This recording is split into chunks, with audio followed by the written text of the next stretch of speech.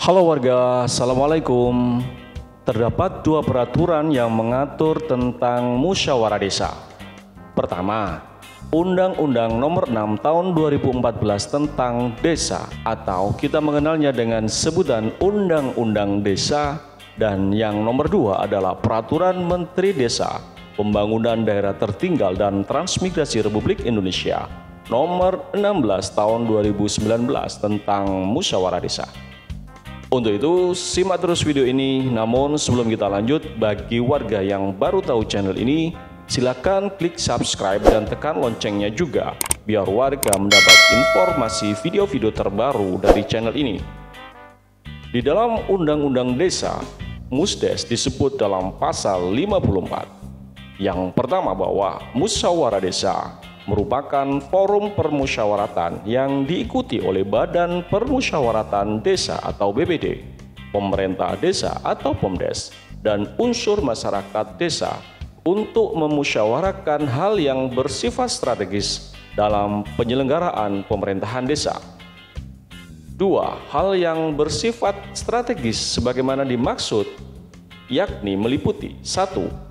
Tentang penataan desa, 2. Tentang perencanaan desa, 3. Tentang kerjasama desa, 4. Tentang rencana investasi yang masuk ke desa, 5. Tentang pembentukan badan usaha milik desa, 6.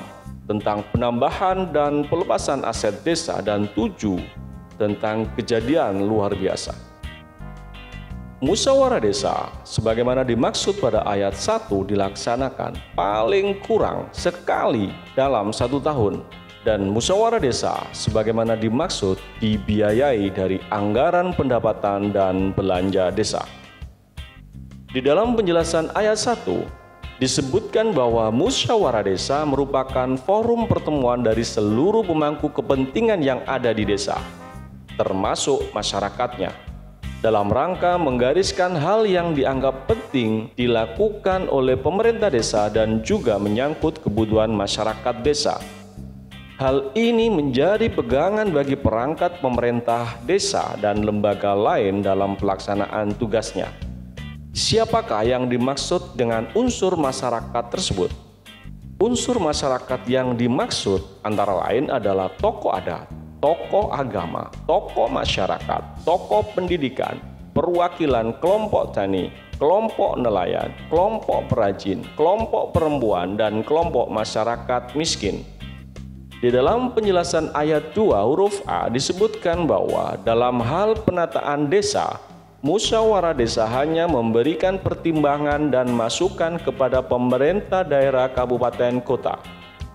Selain itu, pada penjelasan pasal per pasal, bagian penjelasan umum Undang-Undang Desa juga memuat penjelasan mengenai musyawarah desa. Selengkapnya disebutkan bahwa musyawarah desa atau yang disebut dengan nama lain adalah forum musyawarah antara Badan Permusyawaratan Desa atau BPD, pemerintah desa atau PEMDES, dan unsur masyarakat yang diselenggarakan oleh Badan Permusyawaratan Desa atau BPD. Saya ulangi, bahwa musyawarah desa diselenggarakan oleh Badan Permusyawaratan Desa atau BPD untuk memusyawarahkan dan menyepakati hal strategis dalam menyelenggarakan pemerintahan desa.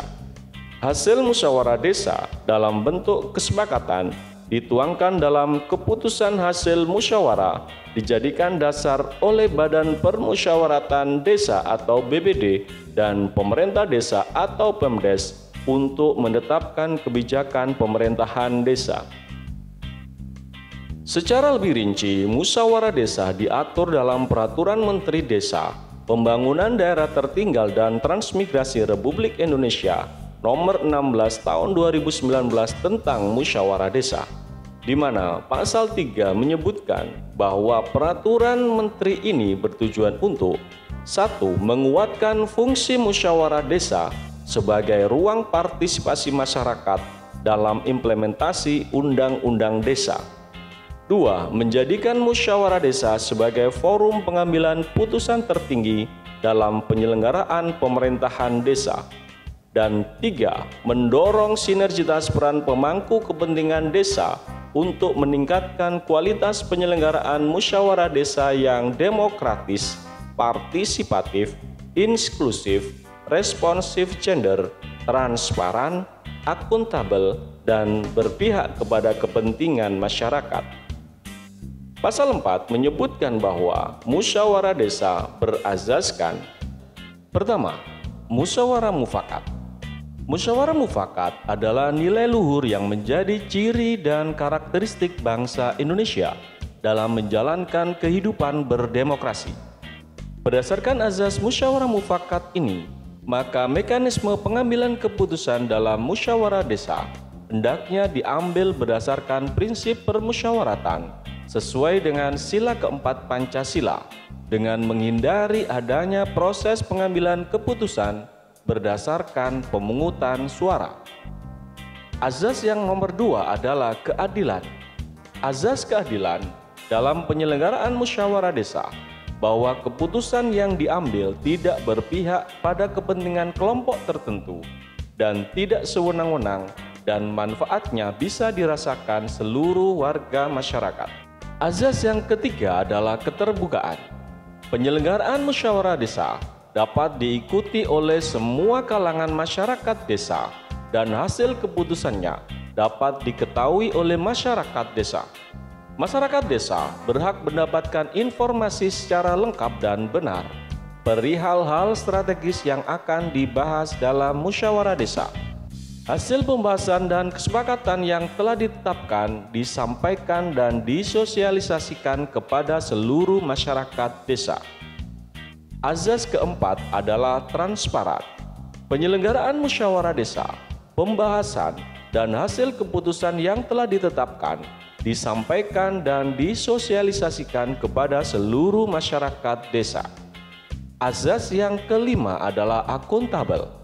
Pelaksanaan dan hasil keputusan musyawarah desa dapat dipertanggungjawabkan kepada masyarakat desa.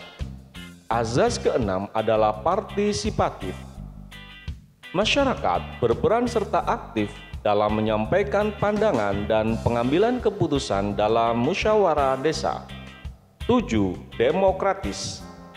Seluruh peserta musyawarah desa bebas dan berhak dalam menyuarakan aspirasinya tanpa adanya diskriminasi terhadap suatu golongan. Tidak ada dominasi dari elitis pemerintahan desa maupun kelompok tertentu dalam pengambilan keputusan. Penentuan skala prioritas pembangunan desa harus adil. Azas demokratis artinya keputusan yang diambil oleh forum musyawarah desa diambil secara mufakat. Azas ke-8 adalah kesetaraan, bahwa seluruh peserta musyawarah desa memiliki kedudukan, hak, dan kewajiban yang sama dalam penyampaian pendapat. Dan di dalam pasal 5 disebutkan ruang lingkup pengaturan dalam peraturan menteri ini meliputi 1. Kebijakan pelaksanaan tentang musyawarah desa. 2. Tata cara tentang musyawarah desa.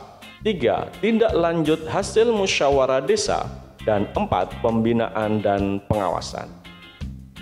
Demikian penjelasan awal tentang musyawarah desa yang dilakukan oleh Badan Permusyawaratan Desa atau BPD.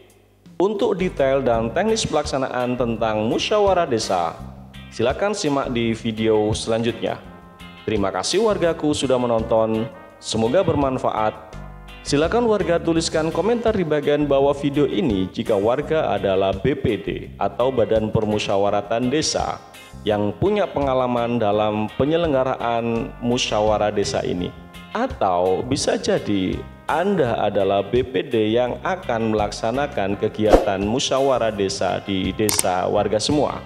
Dan jika video ini bermanfaat, jangan lupa warga untuk klik like and share. Salam Desa Maju.